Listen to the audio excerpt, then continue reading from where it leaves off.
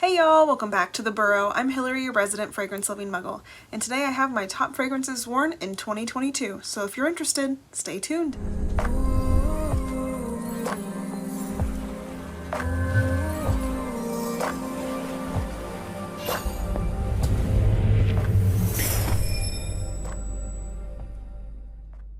So 2022 has been quite a busy year here at the Burrow household. Our little minion has gone to kindergarten. We lost one of our beloved puppies, Dimples, her picture's over there. And yeah, we've gone on a few trips. We've eaten a lot of food, obviously. Yeah, it's been a very busy year. I've really only put out maybe 2 other videos this year, even though I've filmed a few more than that. Most of them just never made it past that editing phase. There just wasn't enough time, and yeah, but I figured I would show you the main fragrances that I wore this year, and I've put quite a dent in a few of them. So let's get started. First off, we have a fragrance that I feel like most people are familiar with at this point. This is Tom Ford's Oud Wood. This is just a really beautiful, slightly spicy, woody fragrance. I feel like this just smells beige to me. This is a fragrance that I wear maybe on a date night, or anytime that I'd be wearing maybe an outfit like this. If I'm going to be wearing black or beige or something very neutral and kind of chill, maybe I was going to go to like a pub or just to sit and kind of chill with friends in a very quiet place, this is definitely the kind of fragrance I would wear. It's just very calm and relaxing and very put together. That is Tom Ford's Oud Wood. Okay, so now on the complete opposite side of the spectrum, I have Lancome's Poeme. Now you can see this big old dent in this baby. This, rather than being a simple, spicy, woody kind of thing, this is a very complex floral. There are so many different yellow florals in here, as well as a few others than just yellow. There's just a lot of happening. There's a lot of texture. There's a little bit of fruitiness. There's also kind of like this suede undertone in here. I like to wear this to bed, but also this is just a really beautiful springtime kind of fragrance. It just makes me feel put together. And yeah, and Yara likes it on me. So that is Poeme from Lancome. Okay, so next, this is one of my easiest grab and go fragrances. Like if I don't have enough time to figure out what the hell I'm going to be wearing that day, I'll put on Bottega Veneta's Violetta. Now, this fragrance is violet. It smells like the color of this bottle. It is literally almost like a crystally purple. I don't know. It has kind of this almost like oil slick kind of texture to it as well, but it's just very bright, and it's bright and clean, but very different than the kind of fragrance that your average person is wearing for a bright and clean, crisp kind of fragrance. Perfect for the office. Yeah, it's just a beautiful, easy to reach, grab for, whatever that phrase is everybody uses to say that they wear it whenever they don't know what to wear. It's one of those. So that is Bottega Veneta Violeta. I'm pretty sure I've mentioned this next fragrance 1,000 times on videos, but this is Brooklyn by Gallivant. Now you can see I've got my little dent in here. I like to wear this to bed mostly. Oh my gosh, it's so good. Okay, so this is it's like an iris and orange fragrance. There's also like a good amount of amber in there, so it has this sweet kind of texture. It's a little bit, I guess sweet isn't a texture, it has a sweet nuance to it. It has like a fuzzy texture from the iris, and then that orange is just mouth-watering. It's rather than being like a juicy orange, it's more like a candied kind of like taffy orange, like orange taffy, I guess, mixed in with that fuzzy texture of the iris.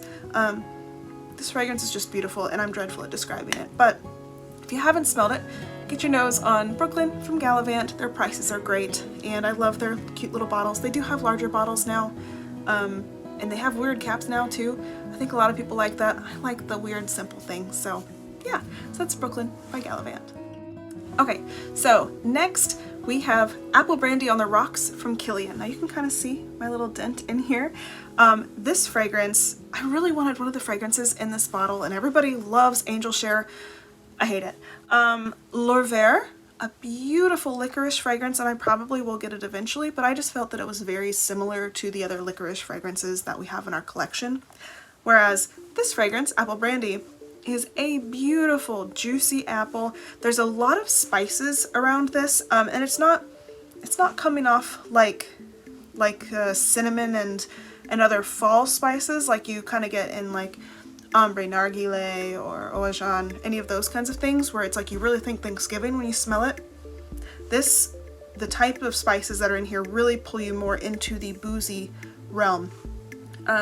There's a good amount of ambroxan in here, and typically I really struggle with ambroxan just because it gives me headaches. Somehow magically I don't really get a ton of headaches from this. Maybe if I oversprayed I might struggle with that. However, I'm kind of typically a very light sprayer, and this fragrance is just beautiful, so I kind of just get over it. So yeah, that is Apple Brandy on the Rocks by Kilian. Another fragrance that basically anybody who's familiar with my channel will recognize, I have Carduus from Atelier des Ors. Now, this is a beautiful blood orange and honey fragrance. There's a good amount of ethyl maltol in here, so it's just very sweet. But it doesn't just come off as this sweet, fruity thing. Because of the honey that's in here and some of these other notes that are kind of floating around in the background, it adds this really interesting depth. So although this fragrance is great for spring and summer, something about it also makes it perfect for maybe cooler evenings, and it just has this really interesting texture, this really interesting kind of, I don't know, it just feels like it's very multi-dimensional. It is a beautiful fragrance, and the bottle's kind of pretty too. It cost a whole lot, but if you can find it for a good price, it's one of my favorites. So that is Carduus from Atelier des Ors. So I'm going to add this fragrance into this list, although it is discontinued, so if you can find a bottle of it, it's going to be very expensive, and there aren't very many bottles out there. I have a backup right here hiding, and I treasure this fragrance so much. This is Mugler Over the Musk. Now this is from their fancier line. I think it's called Les Exceptions. I think that's what that says. But this is an ambrette fragrance. It is so unique. It really focuses on the note of ambrette, and it is very kind of close to the skin. It is sensual, it is warm, it is cozy. It's one of those things that makes it smell like it's kind of like your skin but better, but it makes my mouth water for no darn good reason, because it's not like it's a gourmand, it's gorgeous. I don't know why they've discontinued it, unless maybe it was because their bottles are absolute garbage. Like, part of the cap is here, and when we opened up the backup bottle to make sure that it arrived safely, opened the cap, the exact same thing happened, brand new, like right out of the packaging. So I don't understand what happened here. Maybe they'll do a redesign and bring it back. That would be the best possible scenario. But Over the Musk from Mugler is one of my absolute favorites. Again, you can see our big old dent and all my fingerprints, and we like it enough that we got a backup bottle.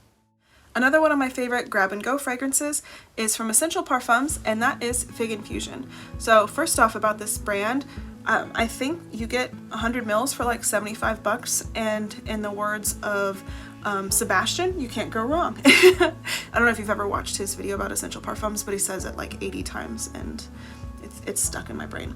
Anyways, so Fig Infusion.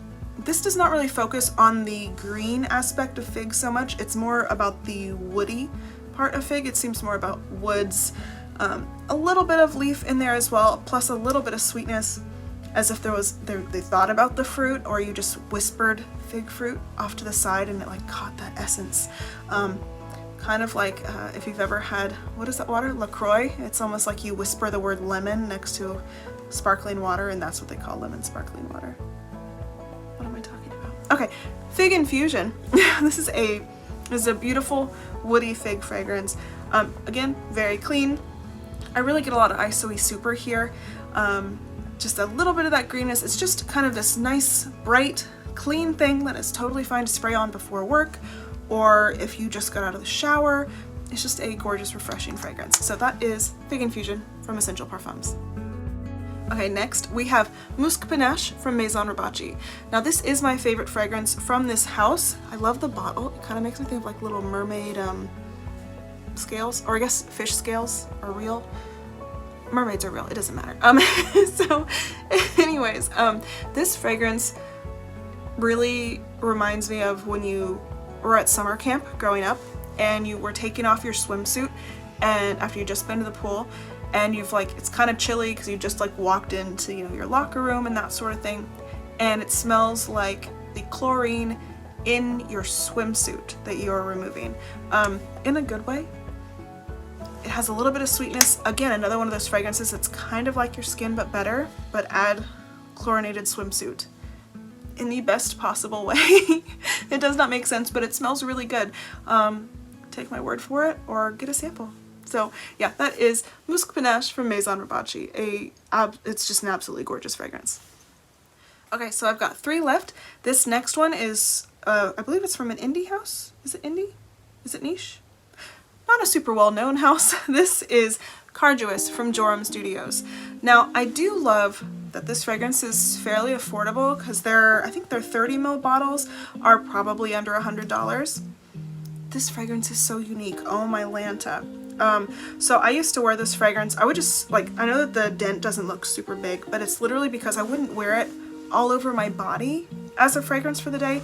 I would wear something else. Like say I would wear that Musc Panache, and I'd spray this on my hand just because I love the smell of it, and it's like something about it is so nostalgic to me, maybe.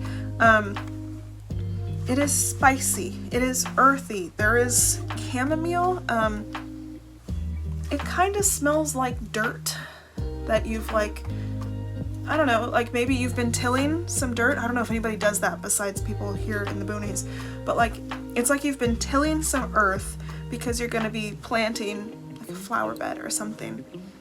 But while you were doing that, the smell of whatever was in that grass, like maybe some fresh wildflowers, maybe some sort of like fallen fruit or nut from a tree around, had gotten ground into that dirt, and it's the moist aroma is just coming into the air. It's so good. How the hell do you explain a fragrance like this? It smells good. So that is Carduus from Jorum Studio. So my last 2 fragrances are probably my 2 most worn fragrances this year, and I have Zaharoff Tabac. This is gorgeous. If you haven't heard of it, where have you been? I don't know if you're hiding under a rock, like Patrick. Okay, this is a beautiful, spicy, dry tobacco leaf. Like, very straightforward. I grew up in a tobacco farming family, tobacco farming town. Everything about my childhood has tobacco hanging in barns, you know, presenting tobacco into the fair, you know, putting tobacco onto wagons and hanging. There's so much that has to do with tobacco, and this just reminds me so much of working around it every day.